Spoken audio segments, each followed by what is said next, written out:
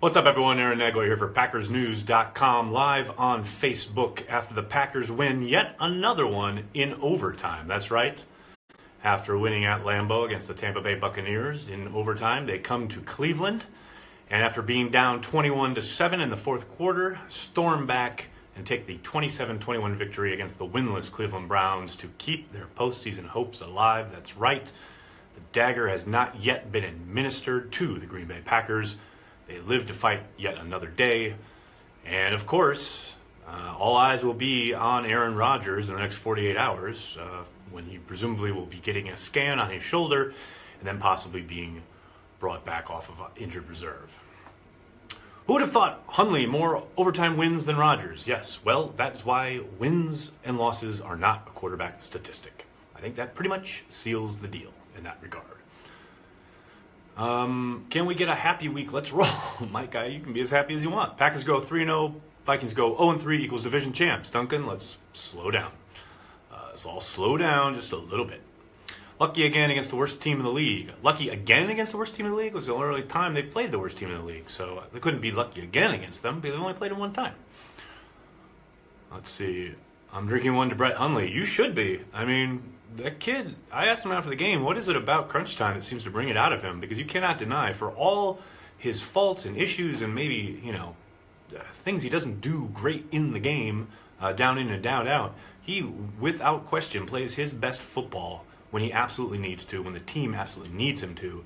He has been lights out in the fourth quarter and in overtime. Why was the defense so bad all game?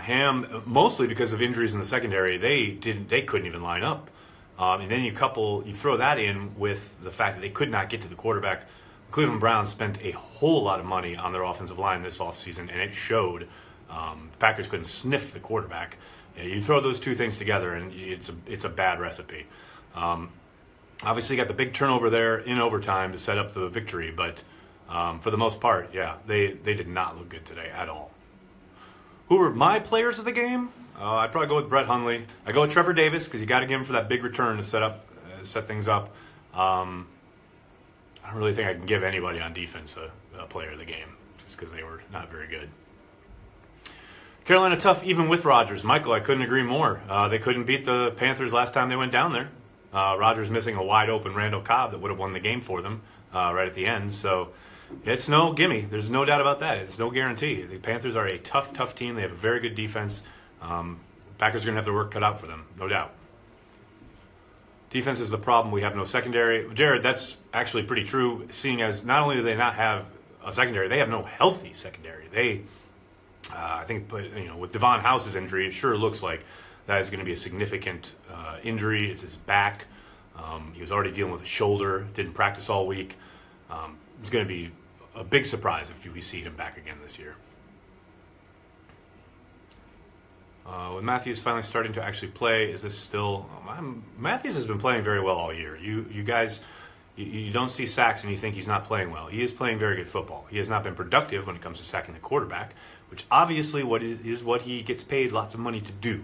So it's not dismissing it or it's not belittling it. But he has played good football. He has just not won lots of one-on-one battles against better offensive tackles in the league. Where was Aaron Jones today? He played sparingly, but I think they're probably going to ride Jamal Williams as long as they can. Williams has really given them a spark, whether he's being productive or not. He's played really good football, and you saw in the fourth quarter, he made a couple great adjustments in pass protection, picking up blitzes, one in particular up the middle that saved Hundley's hide and allowed him to get the ball out for a completion. More than anything, I think that's why you're going to see a lot more Williams than anyone else going forward, especially if Aaron Rodgers is back out there next week. They can't afford to have Aaron Jones, who's had two really bad mess-ups in pass pro already this season. Can't afford to have a slip-up back there and have him cost you another hit on your quarterback. What do you think of the play calling today? Donnie, it was a little up and down, but, I really got to go back and watch the game again. It's hard to really fault too much when it comes to play calling during games. And even after the game, unless you really know what the call is and whose responsibility is what, a lot of it is execution. I think a perfect example is that fourth down, the failed fourth down play where Hundley looks like he's supposed to pitch it to Jones, and Jones probably walks in for a touchdown. Hundley after the game said it was his fault. He was supposed to pitch it. He got mixed up. And, people after that are calling for McCarthy's head and saying what a terrible play call. Actually, the play call is great. Bakhtiari does a great job of sealing the edge. Like I said, Jones probably just walks into the end zone. It had been set up earlier in that drive by other calls. And these are things that no one talks about or no one thinks about, but that's everything that goes into play calling. So it's hard for me to sit here and say, oh, the play calling was great or it was awful. I got to go back and study the game. The one aspect on the offensive side of the ball that I was kind of surprised about was the lack of Hundley using his legs on design keepers and or read option plays. And Hundley said it is in the playbook, and McCarthy said they did call a bunch. They just ended up being dive plays. But I thought Hundley could have had some opportunities against this defense to get wide and get around the end. But for whatever reason, that was not something that they went to a lot today. At all, actually. Do 11's good plays outweigh his bad decisions? That's a great question. I only say that. I don't only say that. I say that because that's exactly what I asked Mike McCarthy after the game. If, that's what he's looking for in placing his faith in Trevor Davis, despite lots of questionable decision-making back there. I don't think anyone could deny that, even if McCarthy, if he's being honest, that, Trevor Davis as a punt returner has been an adventure all year long. But just in the chips are down and you desperately need a big play, there's Trevor Davis breaking tackles, going against the grain, and making a monster return to help save their season or at least keep it alive. That can't be discounted. Playmaking is a big part of winning football games, and Trevor Davis made a big one today. Thoughts on Jamal Williams' production if Rodgers is back next week? It's tempting to say, teams are going to be worried about Rodgers, but I tend to think, and this sounds crazy, but I tend to think even, starting next week with the Panthers, if Rodgers is the quarterback, I wouldn't be surprised if teams go, let's see how healthy he is, and let's load up on the box, and let's, make Rodgers make some throws and make some plays. And I don't think that's going to be a game plan all game for anybody, but I do think Williams will be productive, and I do think if Rodgers demonstrates that he's back and playing the level we're accustomed to, that should mean some open boxes for Jamal Williams to exploit. But a lot has to play out yet in that regard. If the Packers become mathematically eliminated, will Aaron Rodgers sit? That's a good question. I would think so, but they're not at that point yet. Everybody say hi to my wife. Hi, Carolyn. She just joined on the Facebook Live. It just showed me. Hello from Disney World. Hi, Ryan. Enjoy Disney World. Unfortunately, this win might have saved Capers' job. Oof, Virginia, I don't know about all that. You got to let the season play out. They're not going to hire or fire anybody off the basis of one play or one game.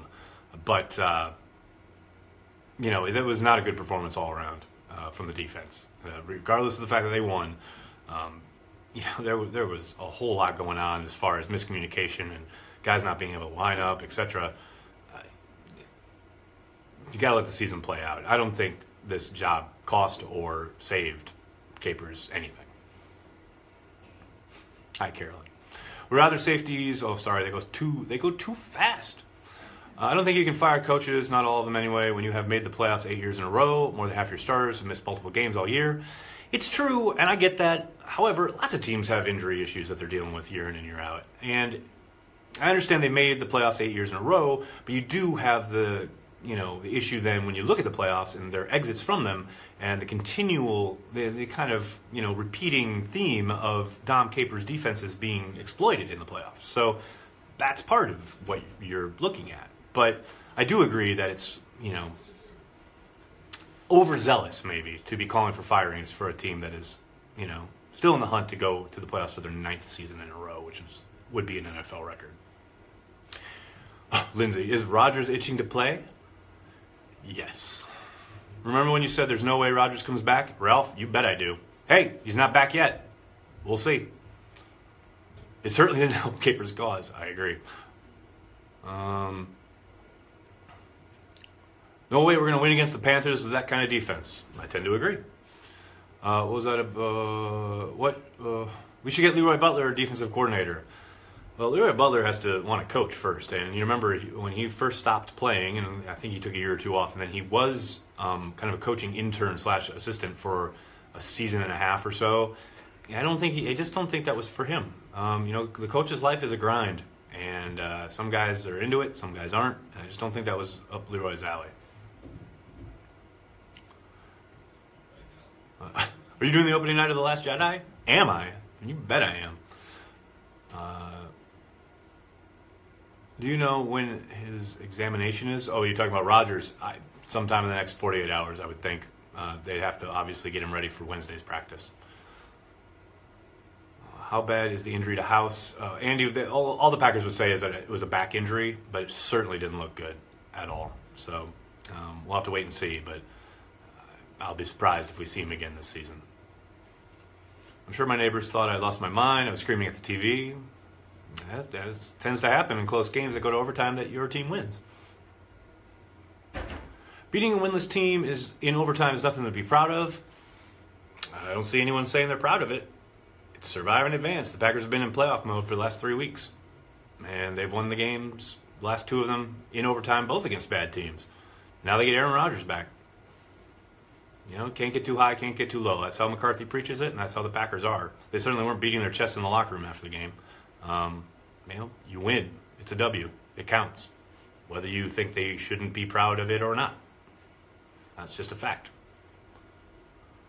Mike McCarthy lives off, can we make the playoffs drama? McCarthy lives off of it?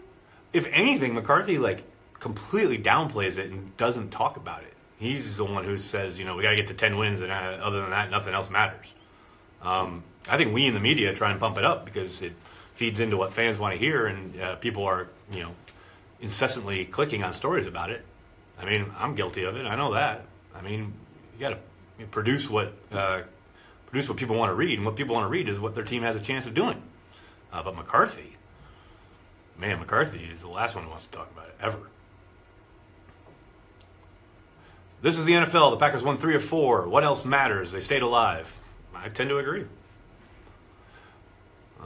What will the first Packer position pick be in the draft? Ooh, Len, looking forward to April already. I don't know what the first position first position they will pick, but I will tell you what they have to get out of this next draft, or at least they have to be targeting, is a pass rusher of some kind. Somebody who can win a one-on-one on the outside, because right now they have got exactly 0 of them on this team.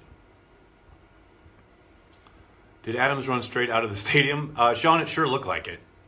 He hit the tunnel and just kept going.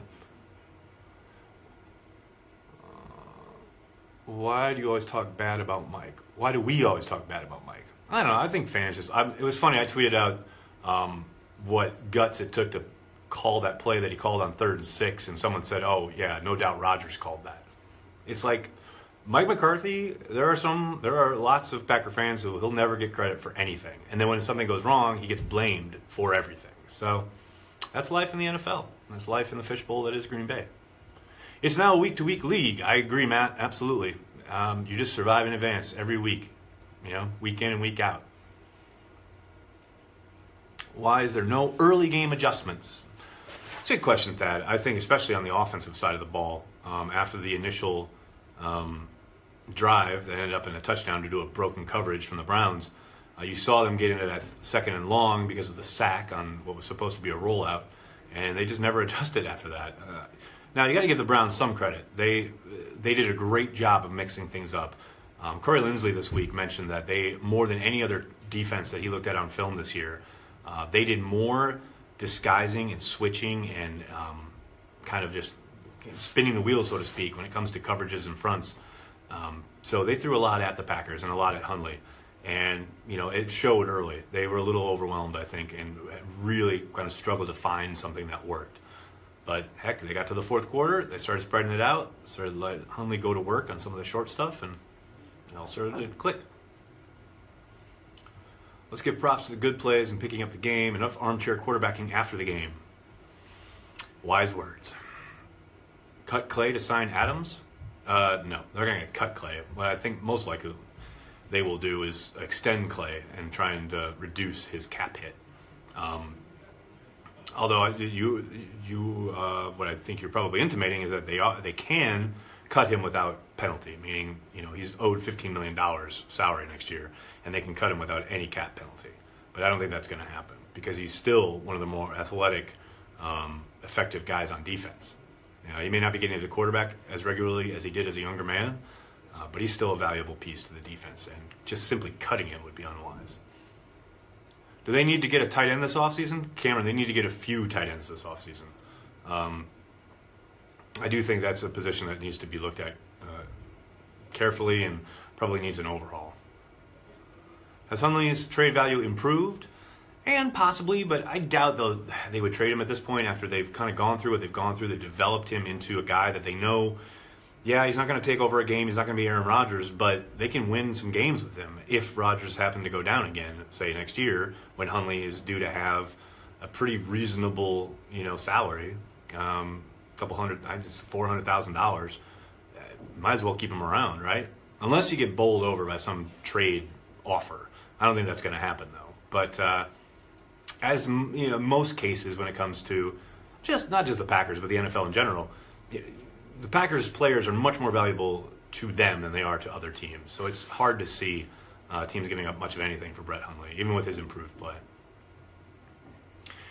Is Kendricks okay after he got injured earlier in the game? Yeah, he came back. The Packers announced he had a jaw injury, but then he was out there, I think, two series later. So the only announced injury after the game, well, the only ones they always announce are ones where the guy couldn't return, was the Devon House injury. Other than that, everyone else played through whatever they had. Last good tight end was Jermichael Finley. I think Jared Cook was pretty good. Got to get back at Vikes. Scary sending Rodgers in. Yeah, that's football. Got to play between the white lines, and if his scan is okay, then he's good to go. He should go out there and play. But the Vikes game's 2 weeks away. Still got to beat the Panthers. So who does that leave us with for cornerbacks? Well, you got yourself some Josh Hawkins and some Lindsey Pipkins and some Donatello Brown and of course Demarius Randall. Did Rodgers do any good as an assistant coach? You'd have to ask Mike McCarthy that. Is Adams going to get Hopkins money? Joey, I don't think so. I think he'll get paid though. I think it's going to come down to whether he accepts a little bit less than he'd probably get on the open market from Green Bay for the opportunity to stick around with Rodgers for a while and keep putting up big numbers, or if he wants to hit the market, which I think he should, because he will get paid. I'm not quite sure he hits Hopkins money, but he'll get big time money in a league where the salary cap goes up $10 to $12 million every single offseason. You see what guys like Hopkins or even Alshon Jeffrey just got. He's going to get paid. He's going to get paid a lot of money, probably around $12 million a year. And the Packers certainly can't afford that if they keep Jordy Nelson and Randall Cobb at their current salaries. So there'll be some maneuvering there. Russ Ball will have to do a lot of massaging of the salary cap, so to speak. Randall get an extension? If you mean Randall Cobb? Possibly. That might be one way they go about it, trying to get him a extension to kind of reduce his cap hit, spread the money around a little bit. How do you think Alison's role will change with Aaron Rodgers back? It's funny because I know Rodgers clearly loves throwing the football to the guy. He's talked about him over and over again, as he just wrote. I don't think he's ever going to see a lot more of the field as long as those top three guys are healthy and able to go. You saw Cobb get involved early on in the game. I think it was clear they wanted to get him the ball in space and let him do some work. And Jordy's value is clearly tied to Aaron Rodgers at this point and his chemistry with Rodgers. Before Aaron went down, you saw that last game Rodgers played, full game he played in Dallas. They had a great route adjustment in the red zone where Jordy Nelson scores a touchdown off of play action. That was an adjustment they hadn't run since the game they played down in Miami years ago. And they went to it like it was nothing. That's the connection that he has with Jordy that he doesn't have with any of the other guys. They can just look at each other, give a little nod or a little hand gesture, and they can torch defenses with it. And that's invaluable. So as long as that's there, I don't see Geronimo Allison getting a ton more snaps. He'll continue to see probably around 10, 8-10 snaps a game like he has been, but that's about it. Is this the end for Mike McCarthy and Ted Thompson? The Packers won today. I don't know if you saw that. It looked like to me that Rodgers was calling plays during the game. Jason, stop projecting. That's all I'll say to that. What kind of percentage do you think we have on making the playoffs? Right now I have no idea, but I will tell you this. According to the New York Times playoff machine, if the Packers win out, they're an 87% chance of getting into the playoffs. So they're basically in playoff mode. They got to win all their games. It's as simple as that. The rest will take care of itself. I know I sound like Mike McCarthy, but it's the truth. Why do we need overtime every time to win a game? Well, Mary, they haven't needed it every time. They've needed it the last 2 weeks. There's no doubt about that. Part of that is because Brett Hundley is their quarterback. Part of that is because their defense is severely injured and unable to get to the quarterback. And some of it is just the way the games have gone. Do you think Thompson re-signs in March? No one's going to want to hear it, but yes, I think he does. Doesn't Ted see how bad the defense is? I'm sure he does. He sits right behind me during the game, so I don't doubt he sees it. Do you think the Packers will look to deal Hundley? I tend to doubt it. Definitely need an elite pass rusher. Yes, exactly. Gino on kickoff? I tend to doubt it. Packers should hit you as their next defensive coordinator. Nobody wants to see that, definitely. All right, everybody. Here's some rustling. People are cleaning up. Oh, you're fine. You're fine. You're fine. You're doing your job. I'm going to get going. Thanks a lot, everyone. I'll be back, I guess, what is it today? Today is Sunday. I'll be back tomorrow on Facebook Live. Make sure you're checking all our news, our coverage at PackersNews.com for all the latest off of this latest overtime victory. And I'll talk to you soon. Thanks a lot, everyone.